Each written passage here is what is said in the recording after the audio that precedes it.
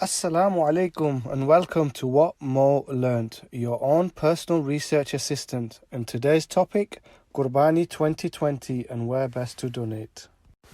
Alhamdulillah, once again we have been blessed with an ul-adha and the opportunity to perform the blessed act Qurbani.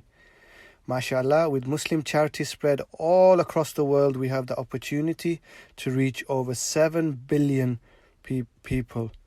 And yes, our Qurbani meat can even be distributed to relatives, friends and family, whether wealthy and poor Muslims or non-Muslim. The practice of Qurbani can be traced back to the Prophet Ibrahim alayhi salam, who had a recurring dream where Allah asked him to sacrifice his most precious thing. This was a dilemma for the Prophet, as the one thing he loved most was his son Ismail alayhi salam.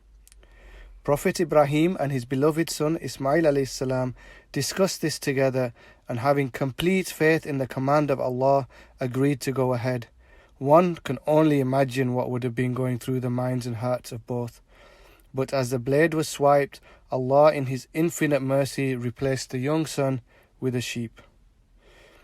From that day onward, every year on Eid ul-adha, Muslims around the world will sacrifice an animal to commemorate Prophet Ibrahim's willingness to fulfill the command of Allah. We should use this as a moment of reflection as to how much we ourselves are willing to forgo our desires to carry out what Allah has requested from us. For example, how willing are we on a cold winter's night to leave our warm bed and get up to pray Fajr? Broadly speaking, there are 3 options for us to perform Qurbani. The first is locally within our own country, at our homes.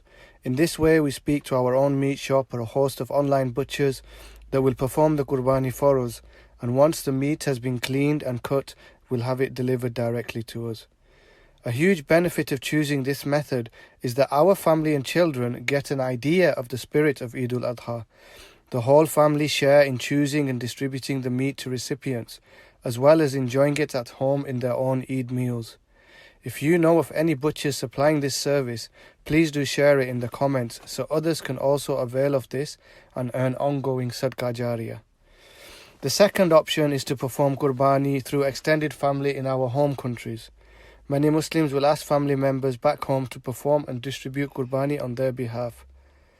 There are many deserving families in villages and likewise in the cities that look forward to collecting and cooking Qurbani meat during the days of Eid. May Allah grant all the joy and happiness of this blessing. Finally, and what we are here today for, is we can use charities to perform and distribute the Qurbani on our behalf.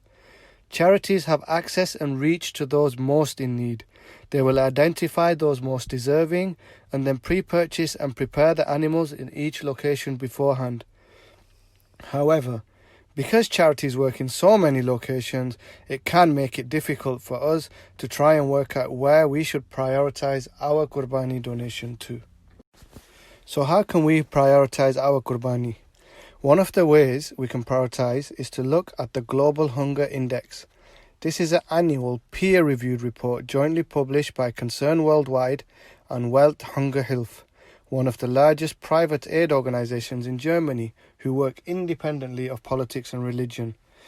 They use data collected from a wide range of sources, including the UN Food and Agriculture Organization, the Interagency Group for Child Mortality Estimation, UNICEF, and the World Health Organization. The Global Hunger Index looks at 4 factors. The first, undernourishment, which is the share of population whose calorie intake is insufficient. The second, child wasting, for under 5s who have a low weight for their height. Third, child stunting, which is under 5s who have low height for their age. And finally, child mortality, which is the death rate of children under the age of 5. In part, this is a reflection of the deadly mix of not enough nutrition and unhealthy environments. Using these 4 factors, it calculates for each country a number between 0, where there is no hunger, up to 100 being the worst. They split these 3 countries into 6 groups, and we will focus on the 3 most in need: serious, alarming, and extremely alarming, inshallah. We can use this information to target where our Qurbani is likely to reach those most in need.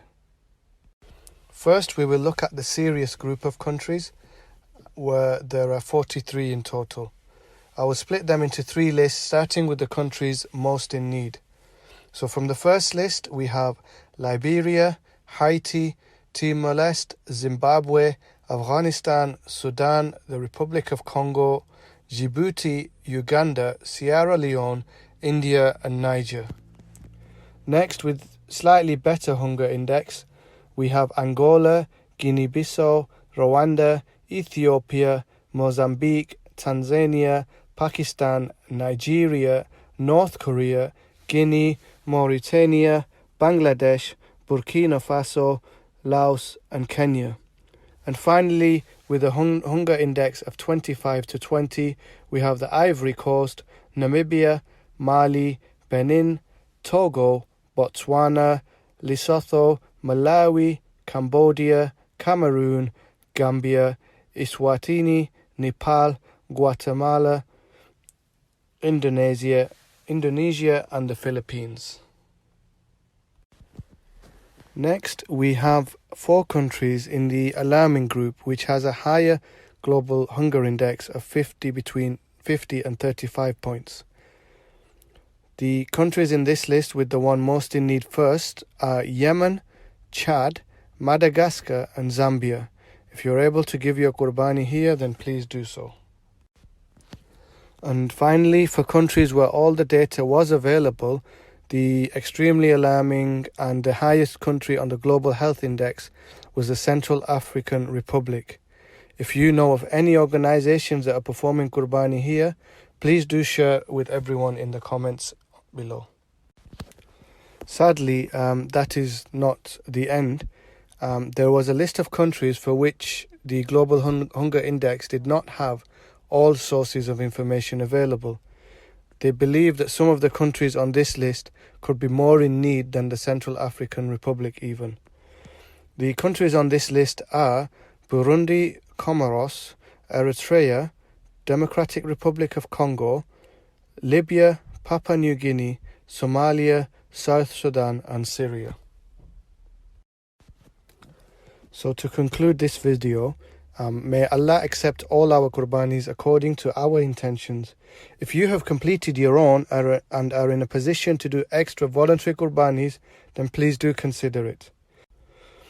I hope you all find this video helpful. Please make sure to visit the YouTube page where I will update the description section with a single page PDF to help you make your decision. Feel free to add your own comments and discussion on the latest charities working in these countries. And whilst there, please hit the thumbs up and subscribe button so I can share more of what I have learnt with you. I have several new ideas planned, inshallah.